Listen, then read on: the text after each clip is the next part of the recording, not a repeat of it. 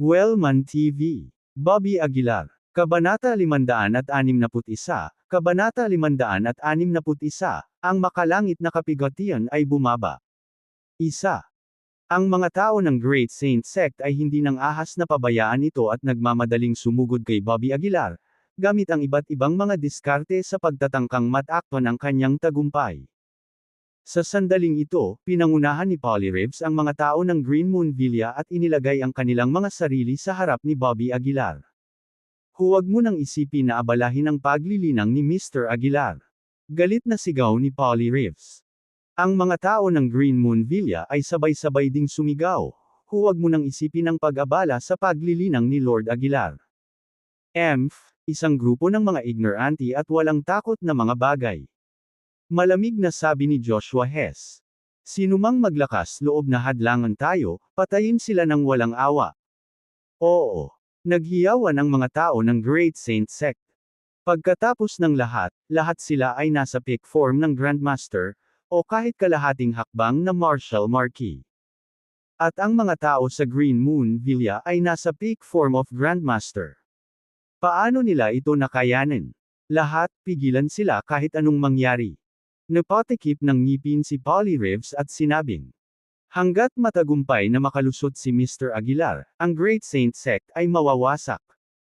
Pagkatapos niyang magsalita, si Polly Reeves ang nanguna at nagmamadaling umakyat. Sa pangunguna ni Polly Reeves at sa sakripisyo ni Kato Cain, tila na-inspire din ang iba. Sumiklab ang Great War sa isang iglap. Sa ilang sandali, sumikat ang liwanag sa lahat ng dako, at umagos ang dugo na parang mga ilog.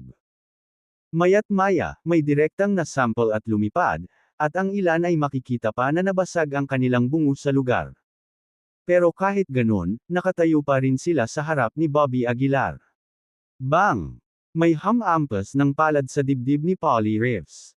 Ang kanyang maselang katawan ay lumipad ng paalang, at ang kanyang mukha ay naging sobrang putla. Isang grupo ng mga langgam, at gusto mo kaming pigilan. Malamig na sabi ng mga tao ng Great Saint Sect. Napatingin si Polly Reeves kay Bobby Aguilar, na nababalot ng nakakasilaw na liwanag, at kinagat ang kanyang mga ngipin. Tumayo siya mula sa lupa. Mr. Aguilar, pakibilisan. Sigaw ni Polly Reeves sa puso niya.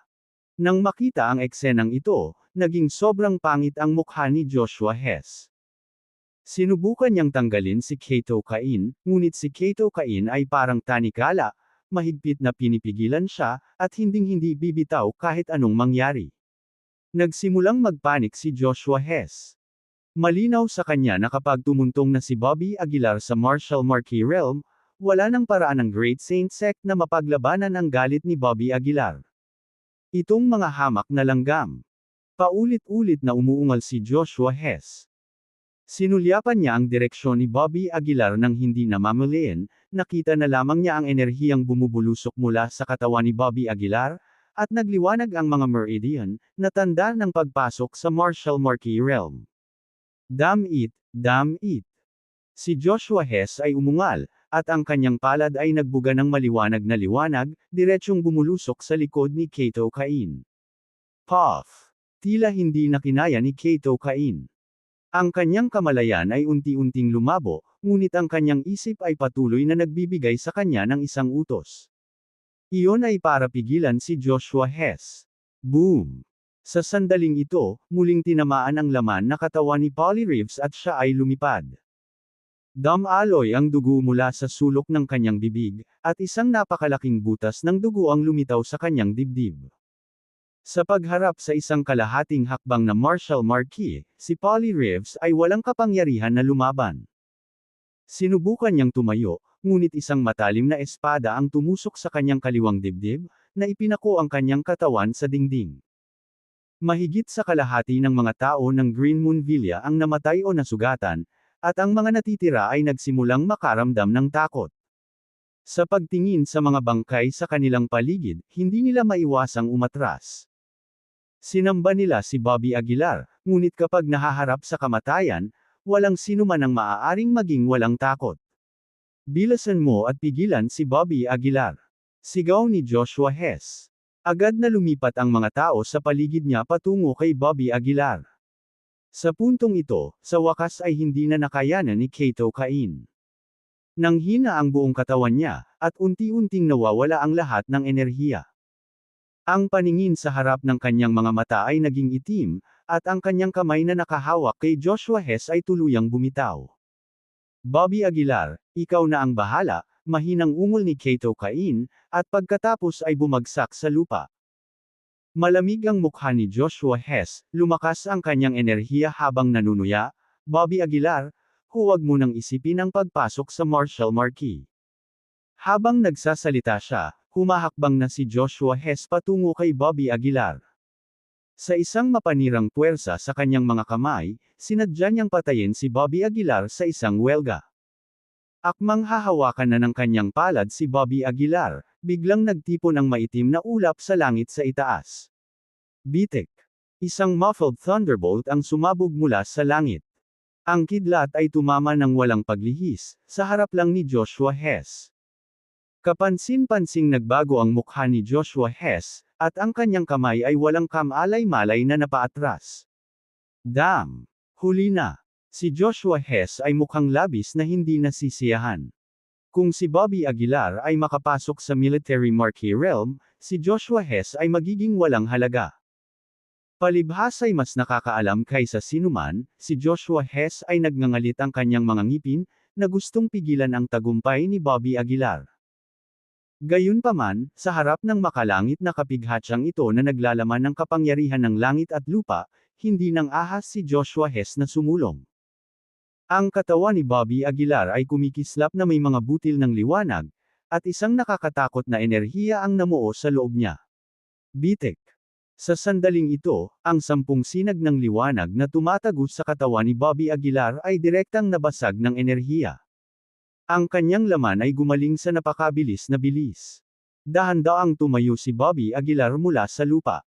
Sa sandaling ito, si Bobby Aguilar ay nagliliwanag, tulad ng isang Diyos ng digmaan. Tinitigan ng mga cold pupils niya si Joshua Hess. Sa pagpapalitan lang ng mga tingin na ito ay nakaramdam ng lamig si Joshua Hess sa kanyang gulugod. Ang makalangit na kapigatian, sa wakas ay narito na. Tumangala si Bobby Aguilar sa makakapal na ulap na nagtitipon sa kalangitan at mahinang bamulong. Huminga ng malalim si Joshua Hess at malamig na sinabi, Bobby Aguilar, hanggat nandito ako, hindi mo matagumpay na malalampasan ang makalangit na kapigatian. Ibagay mo sa sarili mo. Malamig na sabi ni Bobby Aguilar.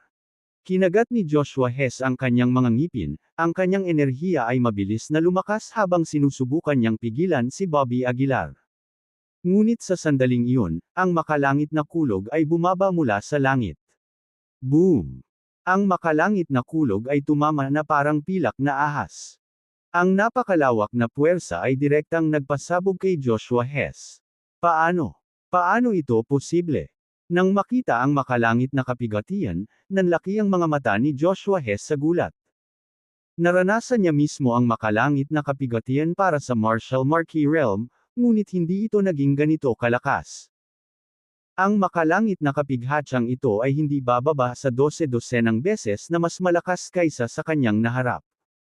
Napatulala din ang mga nasa paligid. Hindi ito mukhang isang kapigatian, ngunit mas katulad ng isang pagtatangka na ganap na maalis ang isang tao. Nakakatakot na makalangit na kapigatian, mahirap isipin. Napapikit si Joshua Hess, bumubulong-bulong. Bilang isang Marshall Marquee, syempre, naunawaan niya kung ano ang ibig sabihin ng nakakatakot na makalangit na kapigatian. Kung mas mataas ang talento ng isang tao, mas nakakatakot ang kapangyarihan ng makalangit na kapigatian. Kung hindi mamamatay ang batang ito, sino ang nakakaalam kung gaano katakot ang kanyang hinaharap? Kinusot-kusot ni Joshua Hess ang kanyang mga mata at sinabing. Napaatras siya ng ilang hakbang, nginisyan, at sinabing, sige, hindi ako naniniwalang makakayanan mo ang kapighatsang ito. Sa sandaling ito, muling tumama ang makalangit na kapigatian. Sa pagkakataong ito ay mas nakakatakot kaysa dati. Hindi napigilan ni Joshua Hess na sumigaw, gusto kong makita kung paano mo ito haharapin. Bago pa bumagsak ang kanyang mga salita, nanlaki ang mga mata ni Joshua Hess sa hindi makapaniwala. Napalunok siya at bumulong, ano ang sinusubukang gawin ni Bobby Aguilar. Tila walang plano si Bobby na kontrahin ang kidlat, sa halip, umupo siya ng naka-cross-legged sa lupa, hinayaan ang Silverlight na bumuhos sa kanya. Kabanata 562, Kabanata 562, Pagpasok sa Marquee. Isa. Bitik. Ang Heavenly Thunder, na naglalaman ng kapangyarihan ng langit at lupa, ay tumama sa ginintoang katawan ni Bobby Aguilar nang walang awa. Ilang saglit, may mga bitik sa buong laman niya, na para bang ito ay madudurog. Gayunpaman, kahit nasa ganitong estado, si Bobby ay nanatiling hindi gumagalaw, ang kanyang mukha ay hindi nagpapakita ng kahit anong emosyon. Puwede bang? Gustong gamitin ng batang ito ang makalangit na kapigatian para palamigan ang kanyang katawan. Parang may naintindihan si Joshua Hess. Ang paghahayag na ito ay nagpabuntong hininga sa kanya sa pagkamangha. Ang iba ay iiwasan ang makalangit na kapigatian sa lahat ng paraan, inihahanda ang lahat ng uri ng mahiwagang artifact upang mahawakan ito, baka sila ay mamatay sa ilalim ng kapangyarihan nito. Ngunit hindi lamang ito tinanggihan ni Bobby kundi ginamit pa nga niya ang makalangit na kapigatian bilang isang pagkakataon para magalit ang sarili. Ang ganitong uri ng kabaliwan ay hindi naririnig. Masyadong nakakatakot. Lahat ng nasa eksena ay nabigla sa gulat ng sandaling iyon. Si Joshua Hess ay pawis na pawis, nanginginig ang kanyang mga binti. Sa sandaling ito, bigla siyang nagsimulang magsisi sa pag-provoke kay Bobby Aguilar. Hindi ako naniniwalang makakayanan mo ito sa pamamagitan lamang ng iyong laman. Galit na sigaw ni Joshua Hess. Ang pagsuwi ni Bobby ay tila nagpagalit sa langit, at ang ikatlong kulog ng langit ay dahan-daang namuo sa loob ng madilim na ulap, ang pilak nitong liwanag na nagpapaliwanag sa buong kalangitan. Boom! Isang tunog na nakakabasag ng lupa ang sumabog. Ang pilak na kidlat ay lumakas pa. Ang lupa ay agad na nabasag. Sa ilalim ng Heavenly Thunder na ito, ang katawan ni Bobby ay durog-durog. Mabuti. Hayaan mong patayin ang lokong ito ng ganito. Nang makita ito, hindi napigil ang mapasigaw ni Joshua Hess. Gayunpaman, unti-unting naghihilom ang sirang katawan ni Bobby.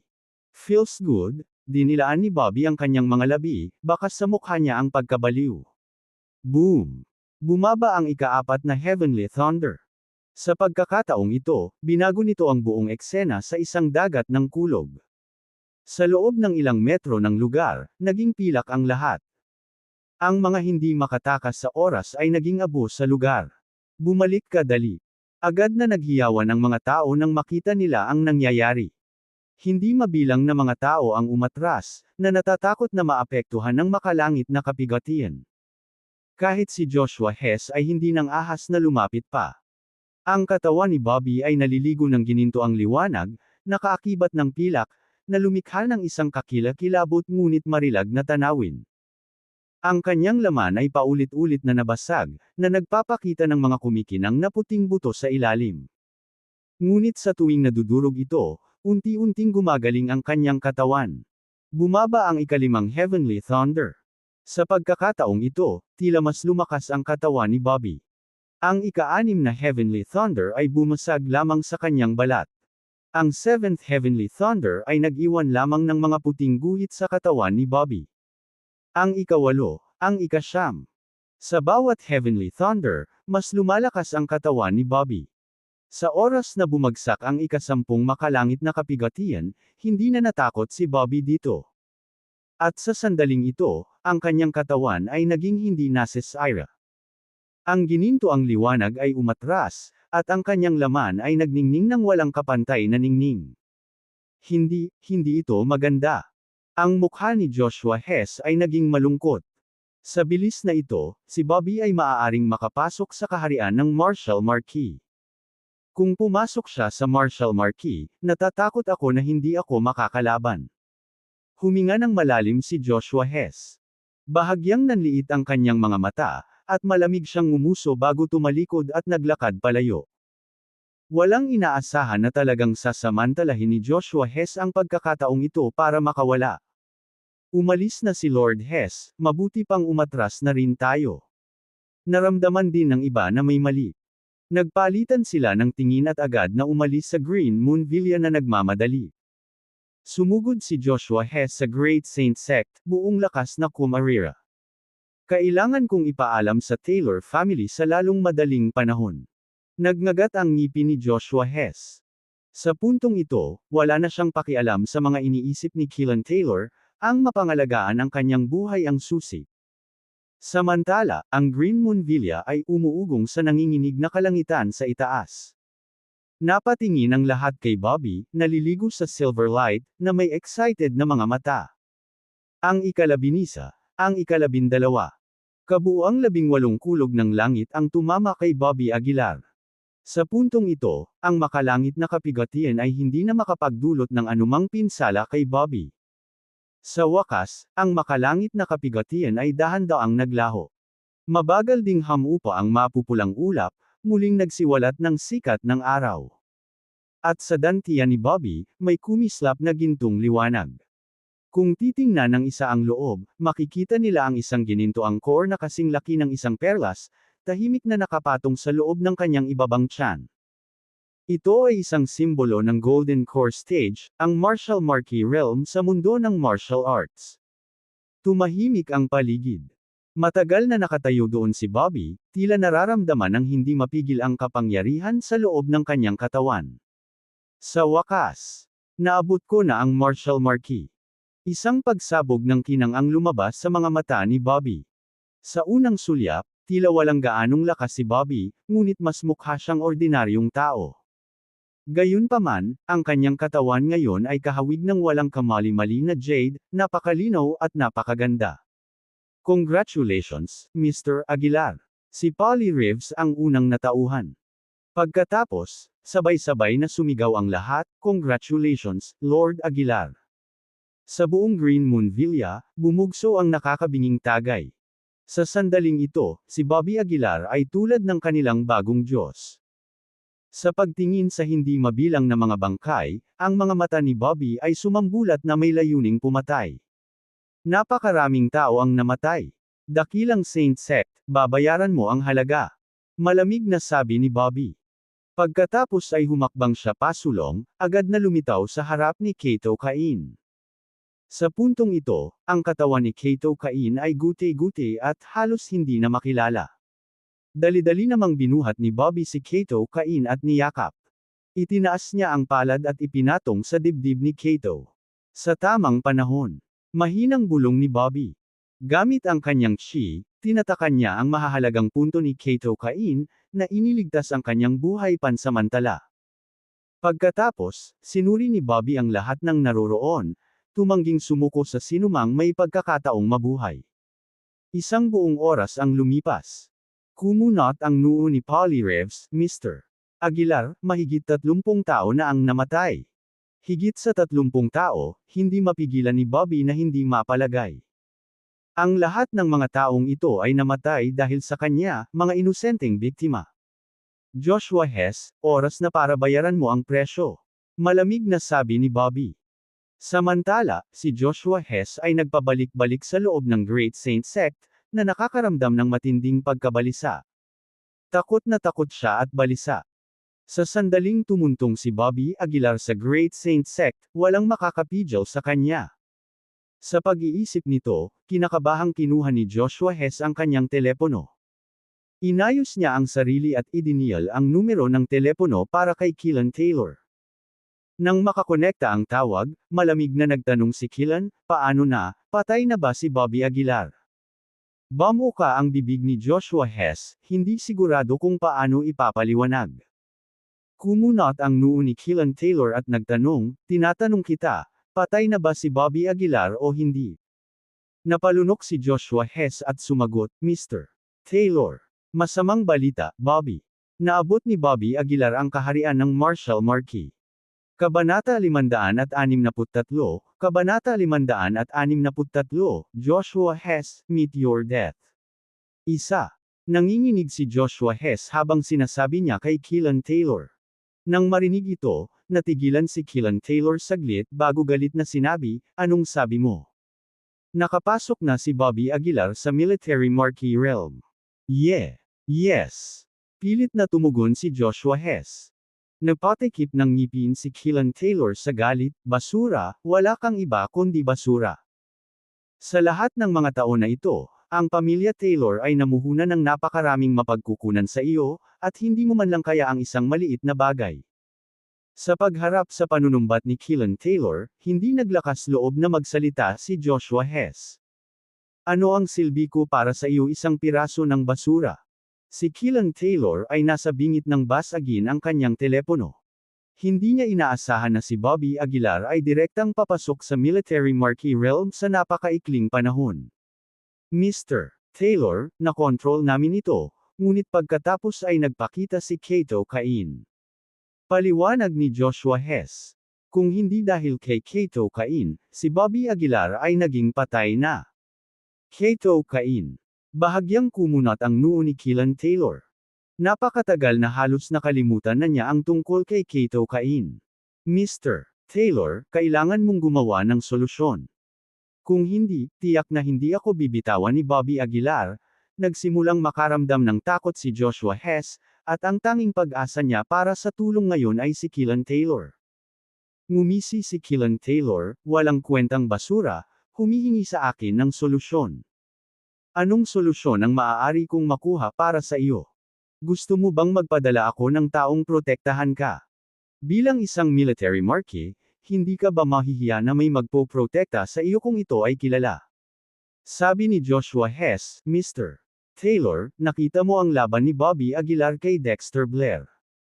Kapag nakapasok na siya sa kaharian ng military marquee, kahit si Mr. Blair ay hindi magkakaroon ng pagkakataon, pati ako.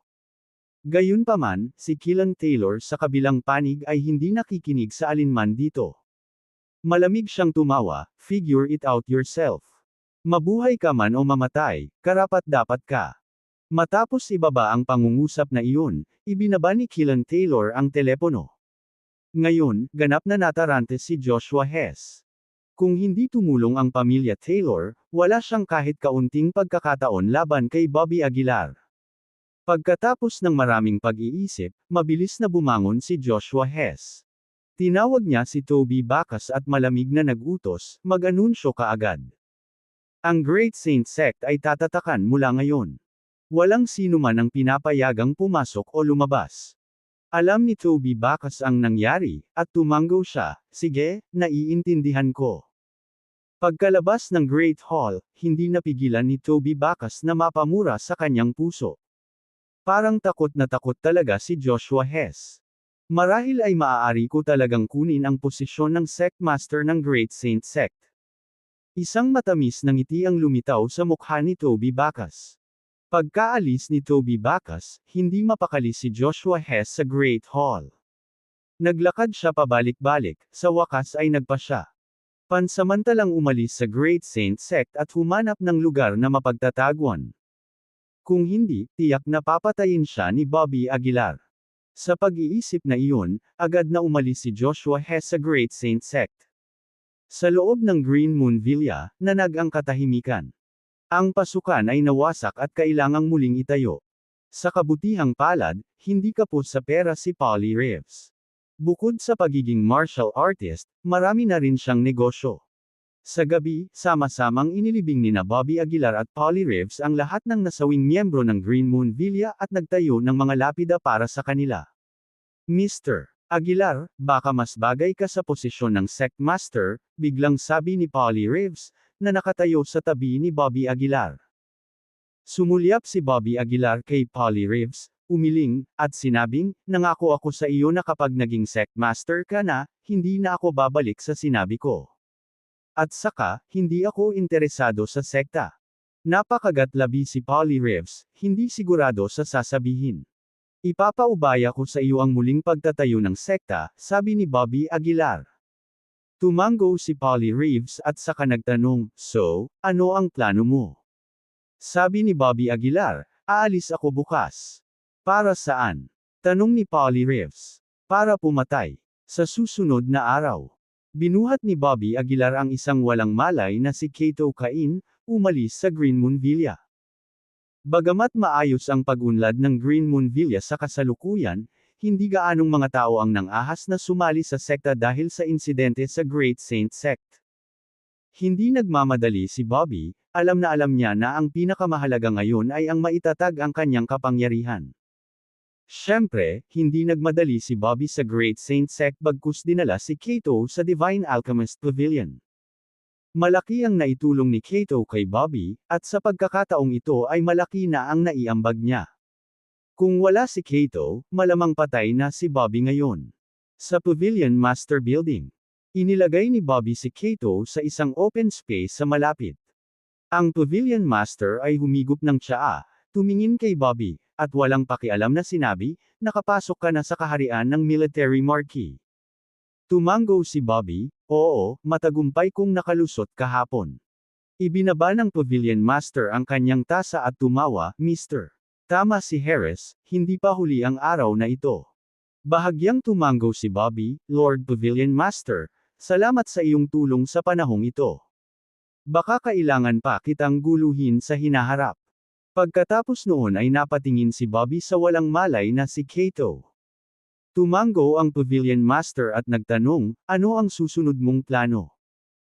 Nanlamig ang mukha ni Bobby, at sinabi niya sa malamig na boses, una, papatayin ko ang Great Saint Sect, at pagkatapos ay dumiretso sa Capital City Martial Arts Association.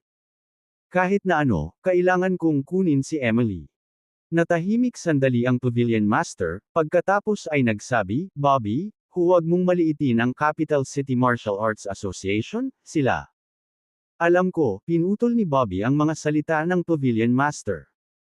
Bagaman nakapasok na ako sa kaharian ng military marquee, alam ko rin na palaging may mas malakas na tao doon, lalo na ang Capital City Martial Arts Association. Kung tungkol sa Capital City Martial Arts Association, ang alam ko ay ang mga alamat. Gusto ko ring makita sa sarili ko kung gaano talaga kalakas ang pundasyon nila. Sumimangot ang Pavilion Master, hindi ka ba natatakot na kapag pumunta ka doon, hindi ka na makakaalis? Hindi ako natatakot, sabi ni Bobby sa malalim na boses. Kahit wala akong magawa sa kanila, may paraan pa rin ako para makatakas. Alam ng Pavilion Master na determinado si Bobby na pumunta, kaya hindi na siya nagsalita pa. Kung gayon, hiling ko sa iyo ang lahat ng pinakamahusay, sabi ng Pavilion Master. Bahagyang yumuko si Bobby, salamat sa pagpapala mo. Matapos iwan si Kato, umalis si Bobby sa Divine Alchemist Pavilion. Ang kanyang susunod na destinasyon ay ang Great Saint Sect. Si Bobby, nakakapasok lang sa military marquee realm, ay hindi alam kung gaano siya kalakas. Tamang kalaban lang si Joshua Hess para subukan ang kanyang lakas. Higit pa rito, si Joshua Hess ay nagdulot sa kanya ng maraming problema, at kailangan niyang maghayganti. Pagsapit ng tanghali sa araw na iyon, ang araw ay sumisikat ng maliwanag at ang Great Saint Sect ay tila mapayapa. Gayunpaman, biglang lumitaw ang isang figure sa labas ng tarangkahan ng sekta. Matagal nang sarado ang tarangkahan ng Great Saint Sect, mukhang mahigpit. Huminga ng malalim ang isang binata, pagkatapos ay umungal, Joshua Hess, lumabas ka at mamatay. Sa isang sigaw lang, nabasag na ang mga tarangkahan. Ang nakakatakot na aura ay tumagos ng malalim sa Great Saint Sect. Saglit, ang buong Great Saint Sect ay naghiging. Hindi maganda, nandito si Bobby Aguilar. May gulat na sigaw. Bilasan mo. Bilasan mo at tawagan ang Sect Master. Lahat sila ay agad na nataranta, nagtago sa loob ng Great Hall, hindi nangangahas na huminga ng mabigat. Dahan-daang naglakad si Bobby patungo sa Great Saint Sect nang walang sinumang nang-ahas na pigilan siya. Joshua Hess, lumabas ka at mamatay. Isa pang dagandong. Sa pagkakataong ito, nabasag ang plate na nakasabit sa Great Hall. Kabanata 564, Kabanata 564, huli na para gustong makipag-ayos ngayon. Nang marinig ang dagandong ni Bobby Aguilar, lahat ay hindi napigil ang manginig. Papalapit ng papalapit ang figure ni Bobby Aguilar, at hindi na matiis ang pakiramdam ng paghihintay sa kamatayan. Sa loob ng Great Hall, binasa pa nga ng ilang tao ang kanilang pantalon. Maya-maya, pumasok si Bobby Aguilar. Nang makita si Bobby Aguilar sa isang iglap, lahat ay hindi sinasadyang umatras. Nasaan si Joshua Hess? Tiningnan ni Bobby Aguilar ang karamihan at malamig na nagtanong. Sect Master is not here, may nanginginig na boses. Bobby Aguilar, wala itong kinalaman sa atin. Huwag mo kaming patayin. Sinulyapan sila ni Bobby Aguilar at malamig na sinabi, huwag kayong mag-alala, hindi kita papatayin. Sabihin mo kay Joshua Hess hahanapin ko siya. Matapos iwanan ang mga salitang ito, tumalikod si Bobby Aguilar at umalis. Nang makita ang papaalis na figure ni Bobby Aguilar, sa wakas ay nakahinga sila ng maluwag.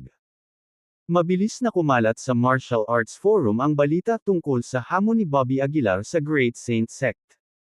Narinig mo ba? Si Bobby Aguilar ay pumunta sa Great Saint Sect na mag-isa, at walang nang ahas na kunin siya. Narinig ko na tinataka ng Great Saint Sect ang gate nito, sa takot na dumating si Bobby Aguilar. Hindi lang iyon, nabalitaan ko na tumakas na si Joshua Hess. Ano? Ang Northern #isang sect master ay natakot at tumakas. Pinakabagong balita, opisyal na pumasok si Bobby Aguilar sa military marquee realm. Hindi nang ahas si Joshua Hess na tanggapin ang hamon at tinalikuran ang kanyang sekta upang tumakas ng maaga. Hindi mabilang na mga mensahe ang bumaha. Tiningnan ni Joshua Hess ang mga mensahe sa screen, sobrang pangit ng mukha. Hindi niya inaasahan na ang kanyang reputasyon sa buong buhay ay masisira sa ganitong paraan. Sa sandaling ito, tumunog ang telepono ni Joshua Hess. Kinuha ang telepono at nakitang galing ito kay Toby Bacchus, mabilis niyang sinagot, Toby, ano ang sitwasyon ngayon? Sinabi ni Toby sa kabilang dulo, Sect Master, nasaan ka? Sinabi ni Bobby Aguilar na kapag hindi ka bumalik, sasakupon niya ang Great Saint Sect, at ang sabi niya, tiyak na hahanapin ka niya at papatayin ka ng personal. Nang marinig ang mga katagang ito, lalong pumangit ang mukha ni Joshua Hess.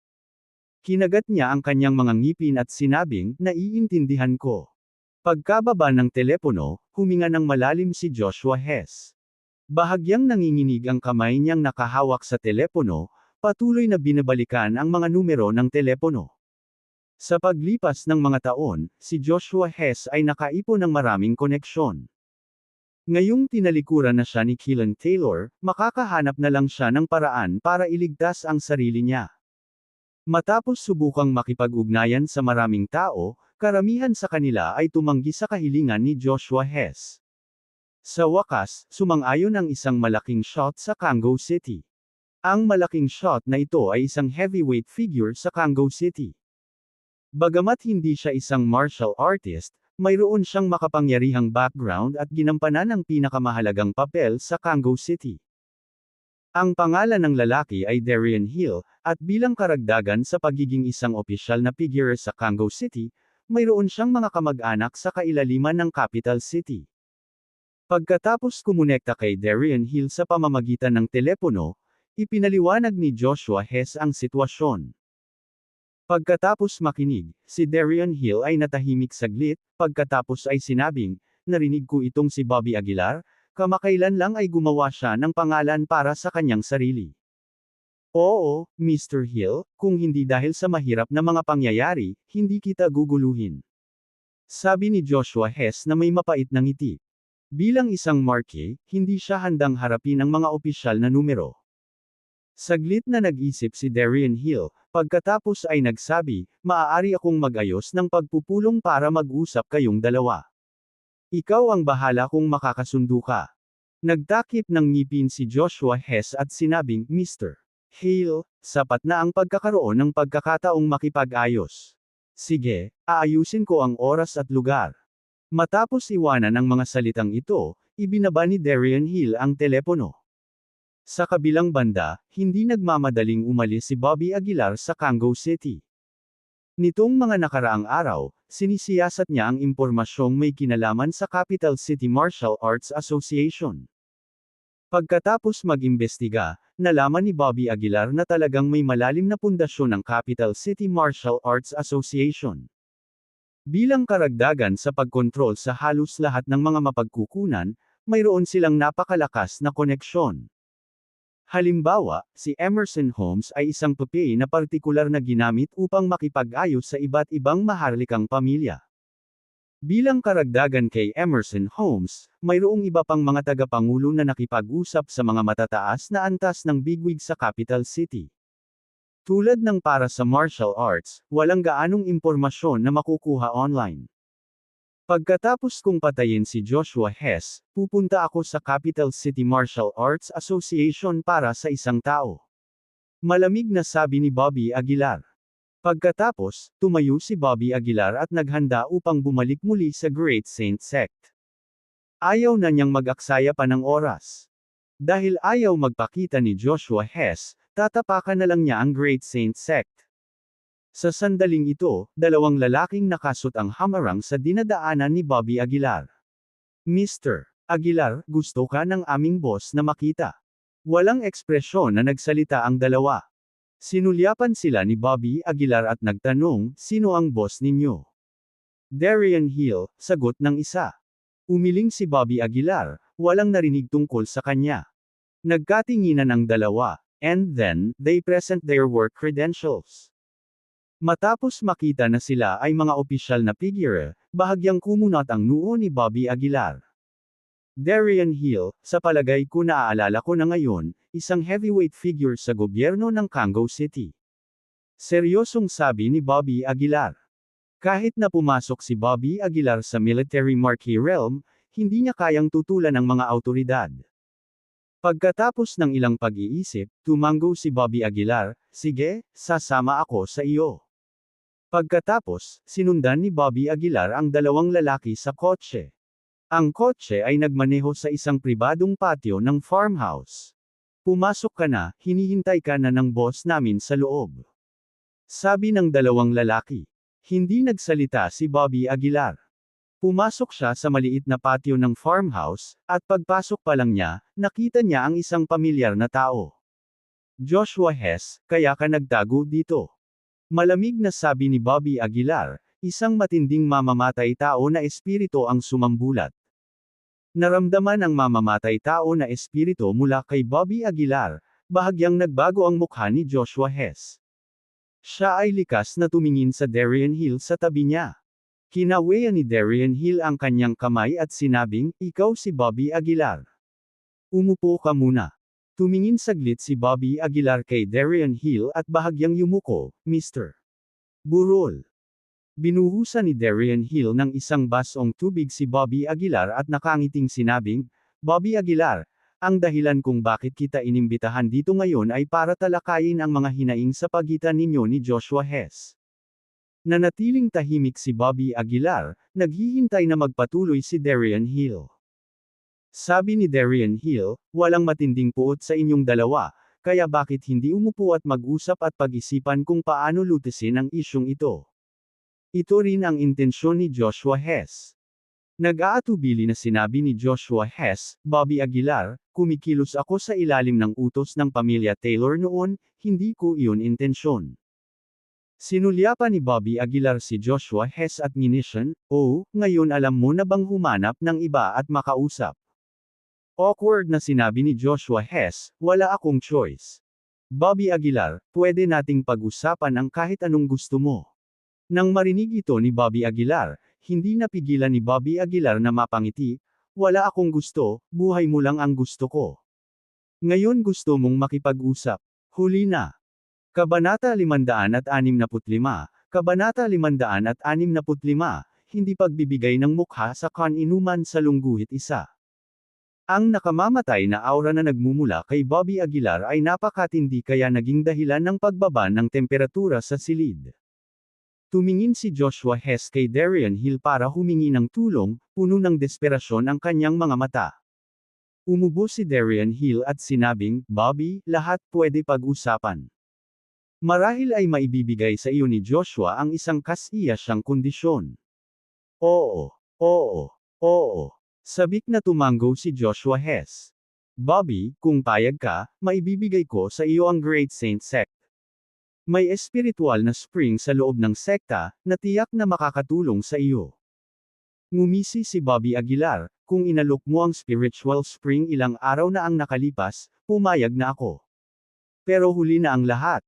Dahil, pagkatapos kitang patayin, magiging akin pa rin ang spiritual spring. Napakagat ng ngipin si Joshua Hess at tumayo. Bobby, gusto mo ba talaga ng away hanggang kamatayan? Ano sa tingin mo? Malamig na sagot ni Bobby Aguilar. Kung hindi ko naabot ang antas ng marquee, bibigyan mo ba ako ng pagkakataon? Ibinuka ni Joshua Hess ang kanyang bibig, ngunit hindi siya nakaimik. Ngayon, maaari lamang niyang ilagay ang lahat ng kanyang pag-asa sa Darien Hill. Bilang resulta, mabilis na sinabi ni Joshua Hess, hindi ka man lang ba maghaharap kay Mr. Hill? Napatingin si Bobby Aguilar kay Darien Hill at nagtanong, Mr. Hill, paprotektahan mo ba talaga siya? Natahimik sandali si Darien Hill at sumagot, paano kung sabihin kong oo? Ngumisi si Bobby Aguilar, pasensya na, pero hindi kita pinagmumulan. Hindi man lang ako nagbigay ng mukha sa pamilya Taylor. Nang marinig ito, hindi napigilan ni Darien Hill na sabihing walang magawa, mukhang totoo ang mga tsismis. Wala ka talagang pakialam kahit kanino. Hindi naman kita kilala ng personal. Bilang paggalang sa katayuan mo, pumunta ako dito ngayon. Mahinahong sagot ni Bobby. Sa puntong ito, huminto si Bobby at tumingin kay Darien Hill, na nagsasabing, ang pinakamalaking pabor na magagawa ko para sa iyo ay hindi siya patayin sa harap mo. Nag-isip sandali si Darien Hill, pagkatapos ay tumingin muli kay Joshua Hess at sinabing, Joshua Hess, narinig mo siya. Wala akong magagawa tungkol dito. Wala siyang pakialam sa mukha ko. Agad namang natarante si Joshua Hess at nakiusap, Mr. Hill, kailangan mong iligtas ako. Kung hindi, mamamatay ako sa kanyang mga kamay.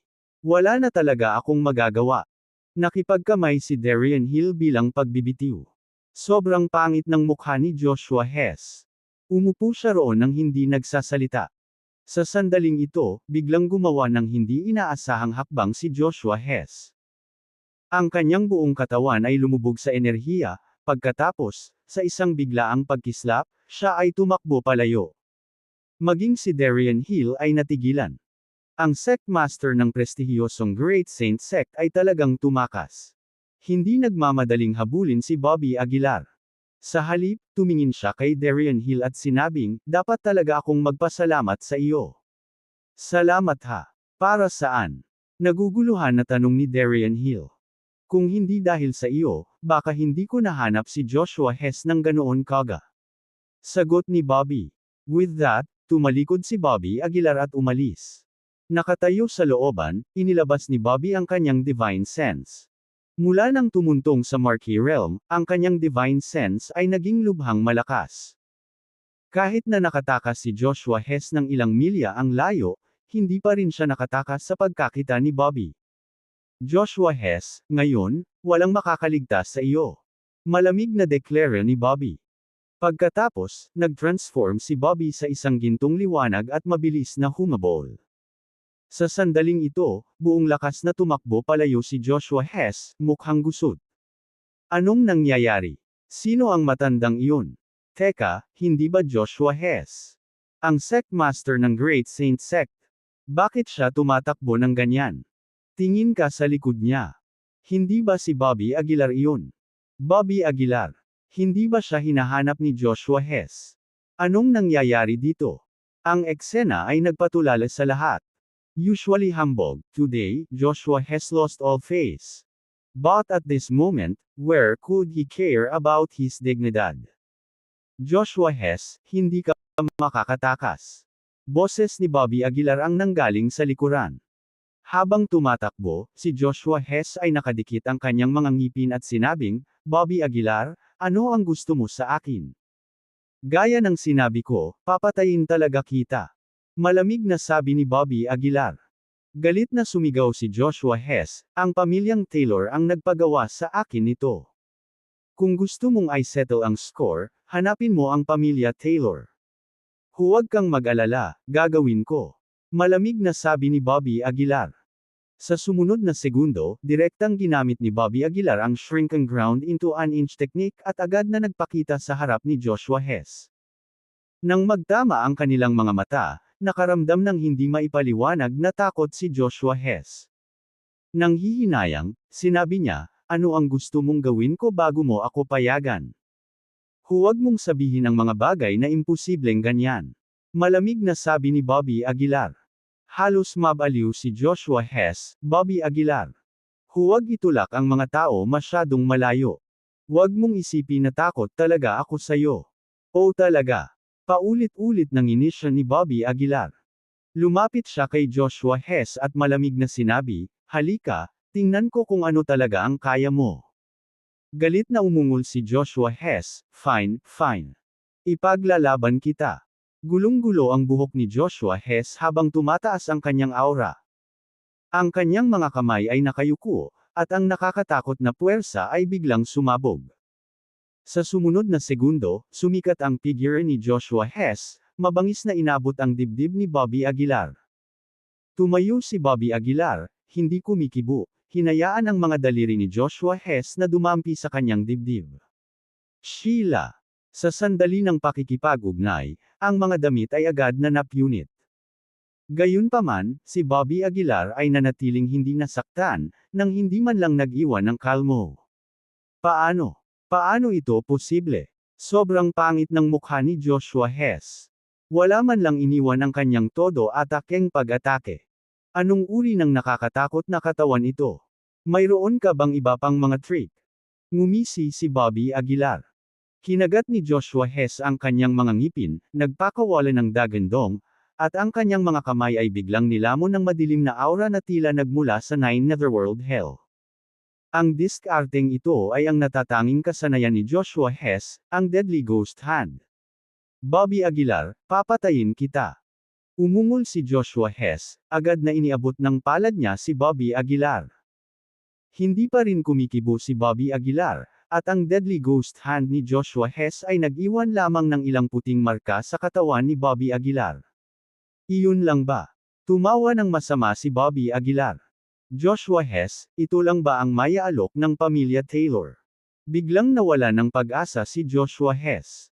Alam niya ang agwat sa pagitan ng kanilang kapangyarihan, ngunit hindi niya akalaing magiging ganito kalawak ito. Any other tricks? Casual na tanong ni Bobby Aguilar, na nakahalukip-kap sa likod.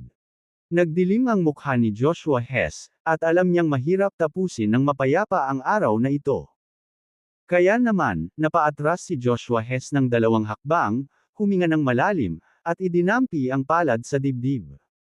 Sa sumunod na segundo, iniluwa niya ang isang subo ng dugo. Mabilis na nag-swipe sa ere ang mga kamay ni Joshua Hess na parang nag-cast ng ilang secret technique. Isang nakakatakot na aura ang namuo sa pagitan ng kanyang mga kamay, at ang dugong iniluwa niya ay nagsimulang sumanib sa aura. Bobby Aguilar, itataya ko ang lahat dito. Matindi ang tingin ni Joshua Hess, nanginginig ang buong katawan. Isang malaking itim na selyo ang namuo sa pagitan ng kanyang mga kamay. Hindi ko ginustong umabot sa ganito, pero pinilit mo ako. Damanak ang dugo mula sa bibig ni Joshua Hess, at ang itim na marka sa kanyang kamay ay lalong bumigat. Malinaw, ang halaga ng paggamit ng diskarteng ito ay napakalaki para kay Joshua Hess. Lalong lumakas at lumakas ang black seal na iyon, hawak ni Joshua Hess na parang bundok. Ito ang tatak na nagwawasak ng bundok ni Joshua Hess. May nakakilala sa teknik at sumigaw. Tatak na nakakasira ng bundok. Sinasabi na ang pamamaraang ito ay naglalaman ng kapangyarihan ng pagkawasak, na may kakayahang agad na durugan kahit ang isang matayog na bundok. Kaya tinawag na Mountain Destroying Seal. Ngunit ang pamamaraan na ito ay nakakaapekto sa pundasyon ng kapangyarihan ng isang tao, maging ang habang buhay ng isang tao. Mukhang desperado na talaga si Joshua Hess. Tumayo si Bobby Aguilar na nakatiklop ang mga kamay, tahimik na pinagmamasdan ang paglaki ng itim na selyo sa mga kamay ni Joshua Hess.